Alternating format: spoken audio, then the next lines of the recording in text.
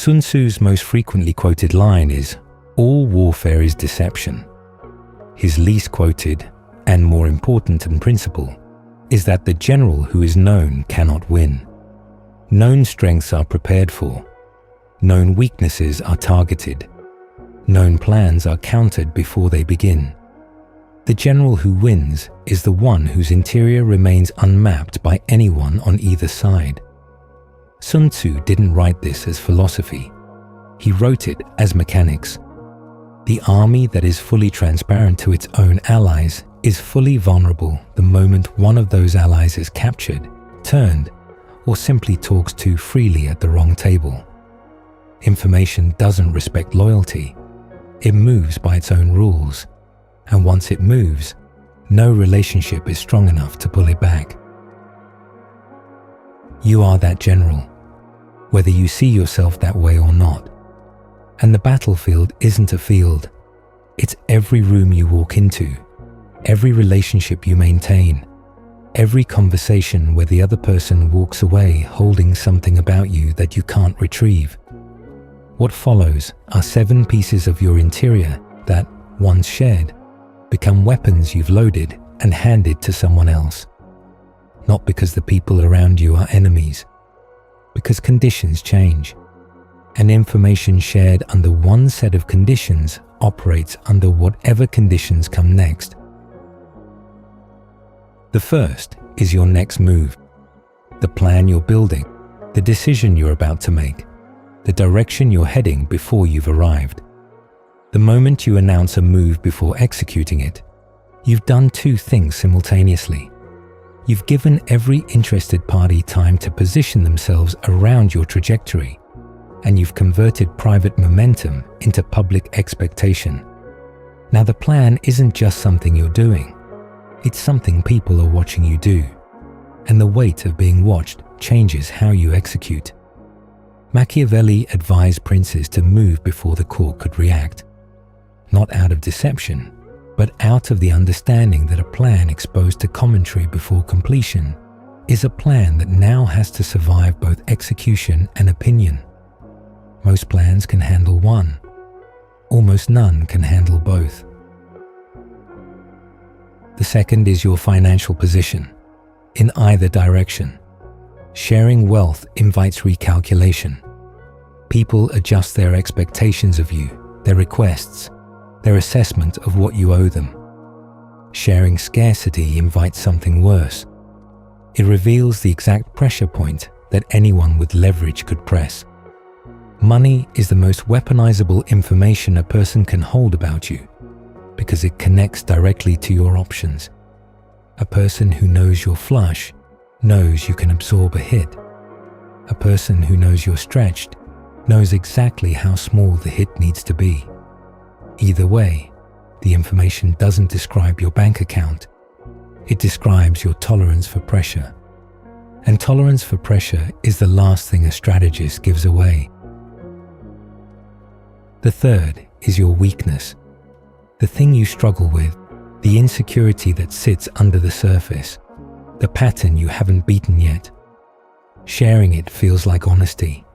It feels like trust. And in the moment of sharing, the relief is real. Someone finally sees the part of you that you've been managing alone. But that relief has a cost that arrives later. The person who holds your weakness doesn't need to use it maliciously. They simply need to reference it at the wrong moment, during an argument, during a negotiation, in a passing comment that lands on the exact nerve you exposed. And the damage is done. They didn't aim for it. You painted the target. The fourth is your family's problems. Internal fractures stay manageable as long as they're internal. The moment a third party knows, the tension with a sibling, the distance from a parent, the financial strain between partners, the fracture becomes leverage that exists outside the structure it belongs to. Machiavelli observed that the families who maintained power across generations in Florence weren't the ones without conflict. They were the ones whose conflict never left the house. A family that argues behind closed doors is a family. A family whose arguments are known to outsiders is a vulnerability. The fifth is your good deeds. This one cuts against every instinct the modern world has installed in you. Generosity shared becomes performance. The moment someone knows about your kindness, the kindness enters the economy of perception. It becomes something that can be questioned, measured against future behavior, used as evidence of who you're trying to be, rather than who you are. A person who gives quietly holds the moral high ground permanently, because no one can examine what they can't see. A person who gives publicly has submitted their character for review, and reviews are written by the audience, not the performer. The sixth is your disagreements with allies. The relationship between you and someone on your side is a joint structure. Sharing that there's friction in the structure tells outsiders where the load-bearing walls are cracking. It invites interference, sometimes well-meaning, sometimes strategic. A third party who knows where two allies disagree is a third party who can position themselves in the gap. Machiavelli wrote that the internal politics of an alliance are more dangerous than external threats, because external threats unify and internal fractures divide. Sharing those fractures with anyone outside the alliance doesn't relieve the tension. It ventilates it into a space where it becomes permanent and public.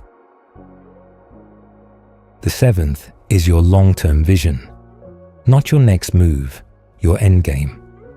The picture you're building toward over years, the version of your life you're constructing in private, the destination that gives meaning to every decision you make now.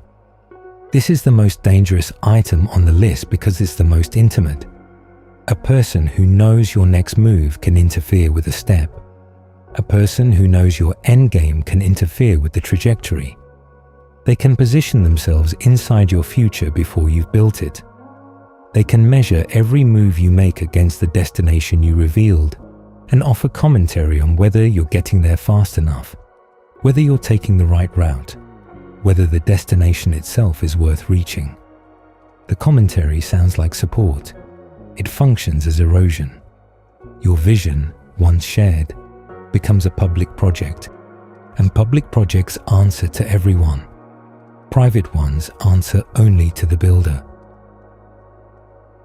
7 walls, each one load-bearing, and the instinct to tear them down, to let people in, to prove you have nothing to hide, to trade information for the feeling of closeness, is the instinct that the general in Sun Tzu's text would have recognized as the most reliable way to lose a war you didn't know you were fighting. The information isn't dangerous because the people around you are dangerous. The information is dangerous because it outlasts the conditions under which it was shared. The friend becomes the former friend. The partner becomes the former partner. The ally becomes the competitor. And the information stays in their hands through every transition, unaffected by the change, waiting for a context that makes it useful. The general who is known cannot win, not because knowing makes him weak, because knowing makes him navigable. And navigable people are managed people. They're predicted, positioned around, accounted for in calculations they don't even know are being made. The unmapped person can't be managed. They can't be positioned around. Every interaction with them requires the other party to operate on incomplete data, which means the other party is always one step behind. 7 walls. Keep them standing. The moment someone maps your interior, you stop being a person they deal with and start being a person they handle. And you will not know the difference until the handling has already cost you something you can't get back.